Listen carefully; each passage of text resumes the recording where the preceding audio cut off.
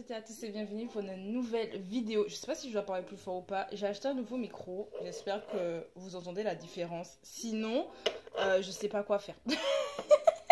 Mais j'espère que vous m'entendez à peu près bien. Aujourd'hui, on se retrouve pour tout simplement mon avis sur l'épisode 1 de Ramyeon and Chill. Pour ceux et celles qui ne connaissent pas, je vais présenter parce que en fait, c'est tout récent. J'ai vu ça le week-end de mon anniversaire. J'étais là, tranquille, mes potes étaient en train de partir.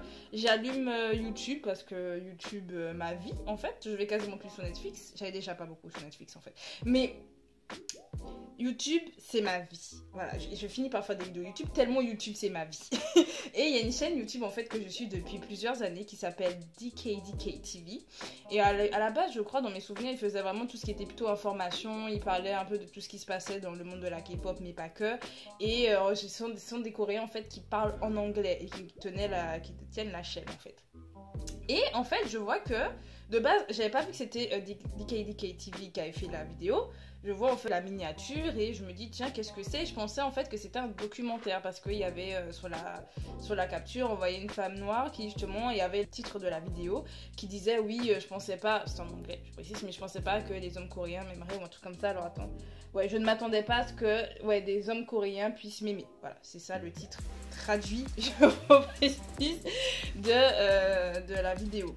Donc je me suis dit, je pensais que c'était un peu une espèce d'interview ou un truc dans ce style-là, comme il y en a énormément sur YouTube à propos justement d'étrangers qui vivent en Corée et qui donnent leur expérience de vie. Moi, c'est vraiment comme ça que j'avais réfléchi à la chose. J'avais pas vu qu'avec l'épisode 1 et tout, j'avais pas compris. Je lance l'émission, enfin je lance la vidéo et je me rends compte que en fait c'est une émission qui a été créée justement par ces youtubeurs là. La particularité de cette émission en fait c'est avec des étrangers.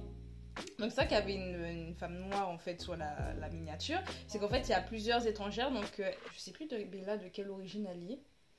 Est-ce qu'elle vient pas d'Afrique du Sud? Je ne me rappelle plus de l'origine de Bella, mais en tout cas, elle vient à peu près de partout. Il y a une qui est indonésienne, je crois que Sabrina est indonésienne. Il y en a une qui vient du Texas, Sonia, je crois qu'elle vient du Texas. Bella, je ne me rappelle plus d'où elle vient. Je crois qu'elle... Je sais plus. Erika, je crois qu'elle est belge. Je crois qu'elle est belge, Erika, je suis pas sûre. À revérifier. Donc le type de l'émission c'est ça, c'est que on va avoir des femmes étrangères et on va en faire avoir des hommes coréens qui vont venir et on va essayer un peu de voir est-ce qu'il peut se passer quelque chose entre eux, etc. Donc moi j'ai trouvé le concept plutôt intéressant parce que ça me rappelait un peu Single Inferno, mais pas avec le côté on fait un paradis, pas avec le côté hyper superficiel si je peux dire, parce que dans Single Inferno comme j'ai dit ils sont tous beaux, ils ont des plastiques de rêve, vraiment tu te dis mais vous avez pas de mal à trouver quelqu'un, hein, c'est pas possible. En plus ils paraissent tous riches, tu te dis mais enfin, à chaque fois qu'il y a les présentations des candidats t'es en mode mais toi t'es riche, mais toi t'es riche, mais toi t'es riche, en fait vous avez tous de l'argent. Là c'est vraiment, on a vraiment l'impression d'avoir des personnes justement lambda, on a des Coréens entre guillemets, je vais pas dire lambda, mais des Coréens en fait qu'on pourrait croiser dans la rue tout simplement. Je dis pas que dans Single Inferno on peut pas les croiser dans la rue, mais ils sont beaucoup trop beaux que là on a des Coréens qui sont très mignons et qui sont là, mais genre vraiment même les filles elles sont très mignonnes, mais c'est pas dans l'excès, voilà, c'est pas basé sur la plastique, en tout cas moi j'ai pas cette impression là, et j'ai trouvé ça super sympa comme concept, et de voir justement comment voir en fait qu'est-ce qui peut attirer justement ces hommes, qu'est-ce qui peut faire que, parce qu'il y a la culture, moi c'est surtout ça, c'est le côté, eux ils ont la culture coréenne et puis elles ont leur culture à elles de leur pays, voir comment en fait ça peut matcher. Moi je trouvais ça très intéressant. Et le petit bonus de cette émission, en fait les présentateurs sont des youtubeurs, donc si vous regardez beaucoup le YouTube anglophone vous devrez reconnaître certains des youtubeurs. Parmi eux en tout cas il y a Megan Moon, je sais pas si vous voyez c'est qui, mais cette youtubeuse je l'aime trop, d'ailleurs elle a eu des jumeaux là, c'était l'année dernière quoi, elle a eu ses jumeaux, je sais plus, mais en tout cas elle vit en Corée avec son mari, elle a même été bodybuildeuse à un moment et elle montrait d'ailleurs comment elle avait fait préparer sa sèche et tout, elle est trop drôle, elle est trop mignonne, franchement youtubeuse préférée. Et il y a également Brice X Life. Voilà, je vais aller chercher son nom parce que je suis abonnée à lui, je regarde tout le temps ses vidéos réactions, mais je ne me rappelle pas de son nom. C'est-à-dire, je vois ça, quand j'ai vu sa tête, parce que ça m'a aussi. C'est ça qui a fait que je suis aussi restée sur le show dès le début. C'est que j'ai vu Megan, j'étais en mode c'est Megan. Et puis je regarde, je fais mais attends, lui là, je le connais. Donc bref, le fait de voir deux de mes youtubeurs anglophones préférés dans le show.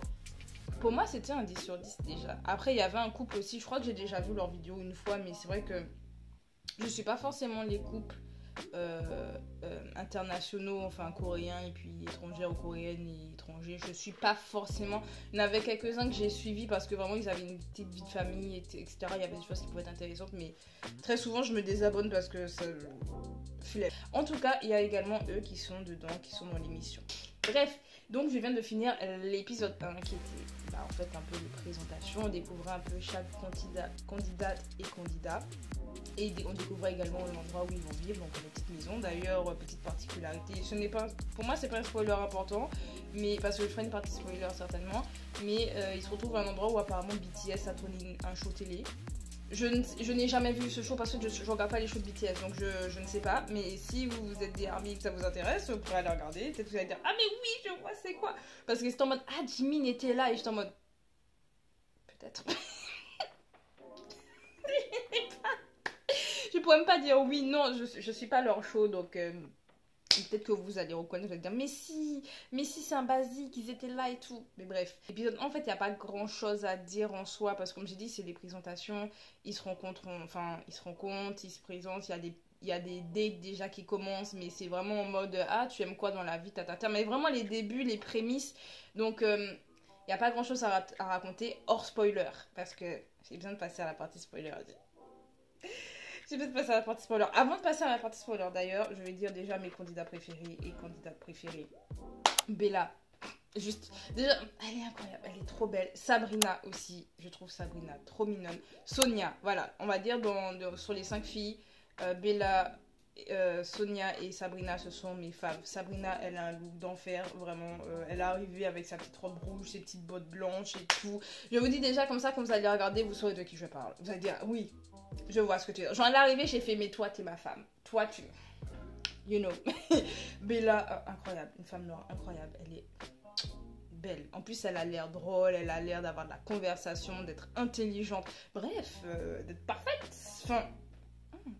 Et Sonia, j'expliquerai pourquoi je l'aime bien, parce qu'au début je la cala pas, enfin vraiment j'étais en mode ouais bon Sonia quoi, ok, mais l'épisode là j'en parlerai dans la partie spoiler. Et parmi les gars, le seul gars pour le moment qui m'a tapé dans l'œil vraiment c'est Chan, il est trop chou et je trouve qu'il ressemble à un chanteur de Super Junior. Donc le chanteur de Super Junior auquel il me fait penser c'est Kyohyun, voilà. Il est juste trop chou, enfin Chan est trop chou, je le trouve trop mignon. Il maîtrise pas l'anglais mais c'est pas grave, il est chou, je sais pas, il a un truc, à chaque fois que je le vois je suis en mode il est trop mignon, avec ses grands yeux il est trop mignon.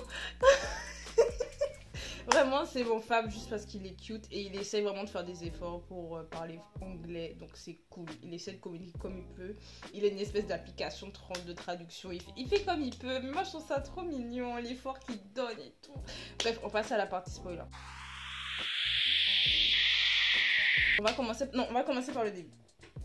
Donc, au début, quand les candidats ils arrivent, les gars doivent se mettre derrière la fille qui leur a tapé dans l'œil. Parce que dès le début, ils doivent se présenter, mais très rapidement et succinctement.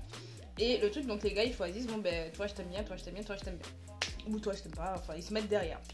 Et en fait, j'ai trouvé le concept assez dur, parce que le problème, c'est qu'à un moment donné, ben, il y en avait deux, je crois que c'était Erika et Sonia, si je dis pas de bêtises, peut-être que... Non, Erika avait été choisie. Non, Erika a été choisie. Je sais plus, c'est Sabrina, peut-être qu'elle n'avait pas été choisie. C'était Sabrina et Sonia. En tout cas, je suis sûre que Sonia n'avait pas été prise, malheureusement, bichette alors qu'elle est grave cute. Mais bref. Mais en fait, ce principe-là, justement, de se mettre derrière, et en fait, qu'on voit de visu tout de suite, genre les gars disent ben toi tu m'intéresses et puis toi tu te dis ah ben j'intéresse personne. En fait je trouve que ça touche tellement l'ego. j'ai pas trouvé ça fair, parce qu'au début je me suis dit mais les gars ils le font mais c'est pas fair play, genre les filles elles ont pas fait ça, les gars ils sont pas humiliés comme ça, enfin j'aime pas. Mais heureusement ils ont dit on a fait ça, on sait qu'il y en a qui vont dire que c'est pas fair play, donc les filles vont choisir un gars pour partir en date. Et donc là, ben, y a un gars, il s'est retrouvé tout seul. Il y en a un, il a eu 3 filles. Voilà. D'un coup, il a eu 3 filles. 3 filles se sont intéressées à lui. Pour pas lui, c'est Kyojun, je crois. On va l'appeler KJ parce que c'est comme ça qu'on l'appelait apparemment au States. Et ce sera plus simple pour moi à retenir. Mais KJ, c'est vraiment le genre de gars, genre quand c'est lui qui préparait les ramen et tout.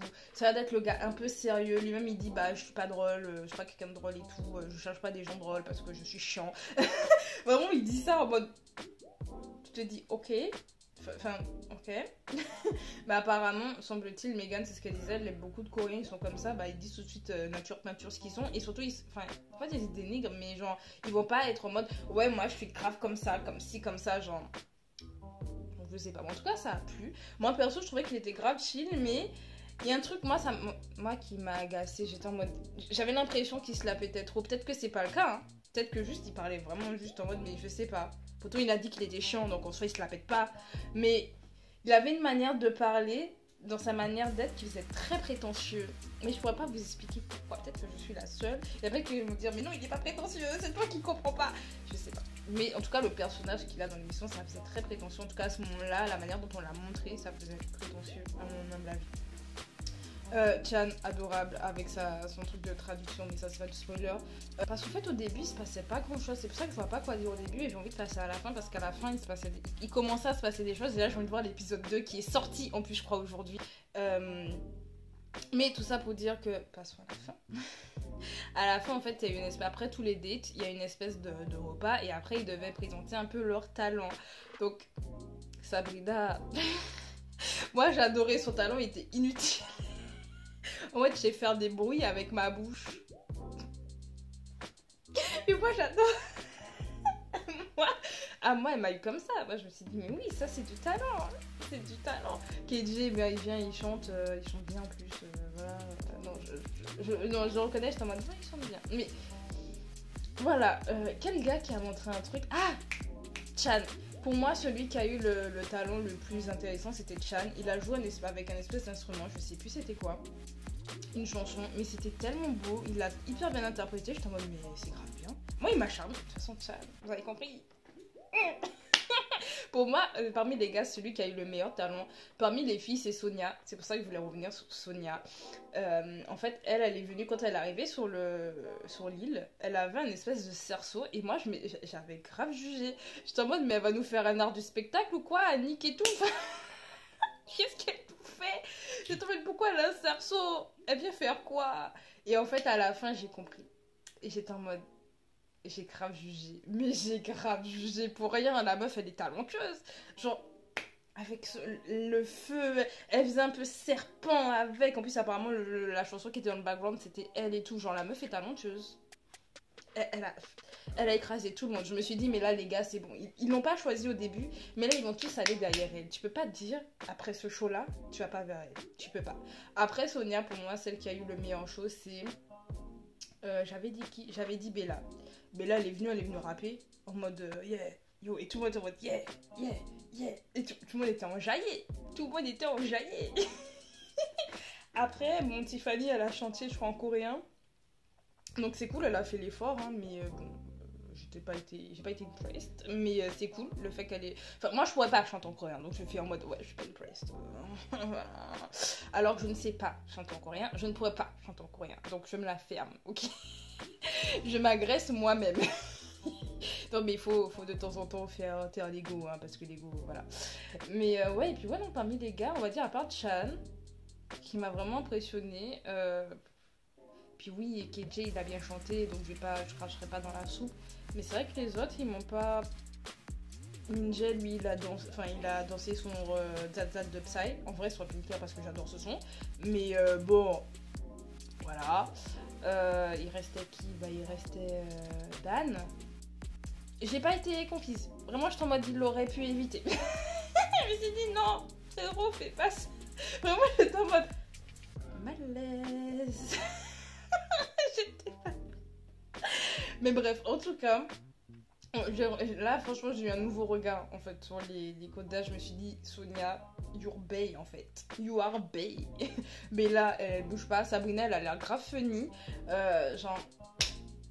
Voilà, et puis parmi les gars, Chad... J'avais bien vu. De toute façon, j'étais attirée par ces petits grands yeux. Oui, je dis petits grands yeux, ça n'a aucun sens. Je n'ai pas français. Mais genre, ils sont mignons avec sa petite tête, sa petite pouille. Bref, j'ai hâte de l'épisode 2. Pourquoi? Il y a un nouveau candidat qui arrive et apparemment il est bien foutu. Il est bon. Juste, j'ai vu le bas, la mâchoire. Aïe, aïe, aïe. Même à la fin, ils ont fait un edit. Même eux, ils étaient morts de rire en mode c'est qui a fait l'edit? Genre, quand le gars arrive, parce qu'ils ont dit ouais, il va y avoir un nouveau personnage tout qui rentre. On a Dan qui est là, qui le voit arriver, il est en mode. Et genre, là, quand ils ont vu ça, ils étaient tous morts de rire. Les présentateurs étaient en mode mais qui a fait cette edit? Genre, mais même moi, j'étais en mode mais. Là, vraiment, tu sens, je vous dis, on voit la mâchoire, on voit le corps. Tu te dis. Il y en a, il va arriver, il va.